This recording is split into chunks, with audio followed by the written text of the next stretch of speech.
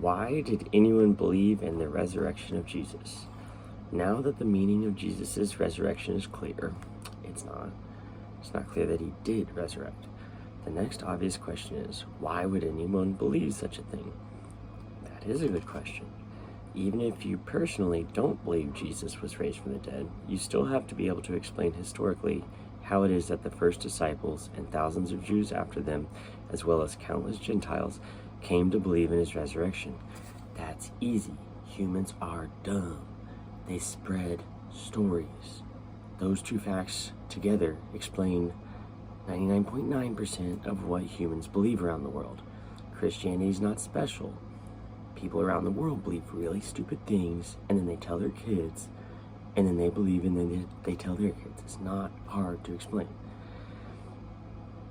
How is it that the belief in Jesus' bodily resurrection swept like wildfire through the ancient Jewish synagogues, beginning in Jerusalem, then on through Judea, Samaria, and to the ends of the earth? We could go 2 years backwards and be like, why did everyone believe COVID was like a good enough reason to suddenly trust the authorities way beyond any legal justification? People are dumb and they spread stories.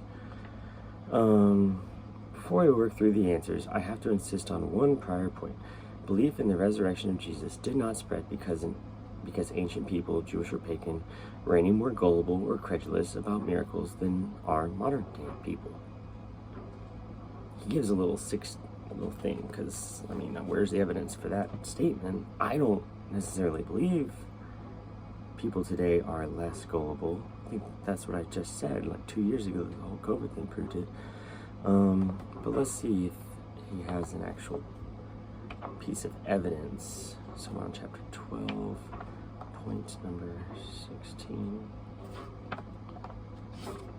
Right.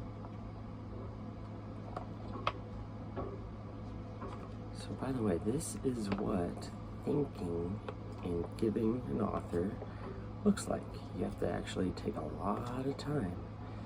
And look, I don't agree with this stuff. Not because of any feeling, but just because when I look at the evidence, it doesn't seem to support the conclusion. But okay. On the academic sneer factor and the widespread assumption that, especially in religious departments, modern men cannot believe in miracles, a view which he associates above all with Boltzmann's famous claim that it is impossible to use electric light and the wireless and to avail ourselves of modern medical and surgical discoveries and at the same time believe in the New Testament world of miracles. Depending on how you define miracles, I would kind of agree with that, but honestly, I don't know how the smartphones work, so it's kind of a miracle to me. It kind of just means something I can't explain, but I don't think there's magic going on. I guess that's the difference. On miracles, blah, blah, blah. The definitive work for some time to come on the subject of ancient and modern views of miracles is the massive study by Craig S. Keener, Miracles, the Credibility of the New Testament Accounts. Grand Rapids, Michigan, Baker Academic, 2011. I might have to look that up. But yeah, I basically agree. There's no evidence that I'm aware of that modern people are more gullible. It's just we're all really gullible because the universe is hard to figure out. And, I bet it comes down to childhood and the use of threats by parents throughout history. Like, there's a lot of child beating going on as you go back through the ages, and it's like, you better believe this, otherwise I'm gonna hit you. Well, guess what? They're gonna believe it. In fact, the New Testament repeatedly, and also the church, threatened people with death unless they at least pretended to believe this stuff. So there's serious emotional and physical repercussions for pretending, or for not believing, or not at least pretending to believe. In fact, the New Testament repeatedly informs us that the resurrection of Jesus was met with doubt, suspicion, and even ridiculed by Jesus' own disciples, other Jews and pagans as well. Matthew 11, when they saw him, some doubted. Matthew 28. After this, he appeared in another form to two of them. He's a shapeshifter now. What's the difference between looking different and actually being different?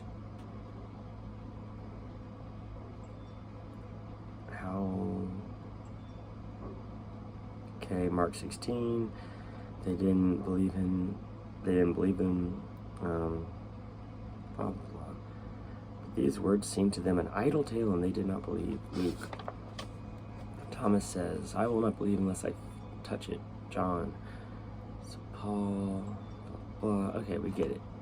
Some mocked this idea of the resurrection.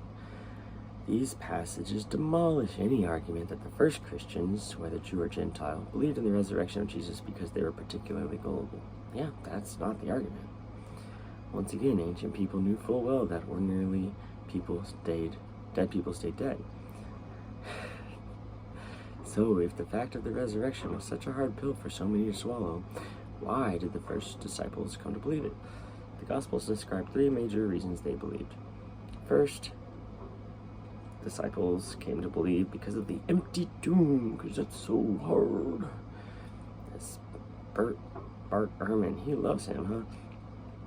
All of our sources agree that Jesus was dead and buried, and on the 3rd day his tomb was empty. All of our sources, which are what? 3 books written 80 years after the supposed events? That's not good evidence. All 4 of the first century Gospels, tell us that on the Sunday of Passover, blah, blah, blah.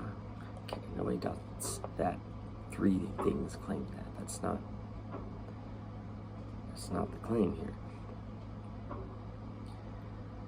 It is important to highlight how unlikely it would be for the discovery of the empty tomb to be attributed to a female disciple like Mary if Jesus' other disciples had wanted anyone to believe it. Alright, I'm getting tired of this one. On to the next.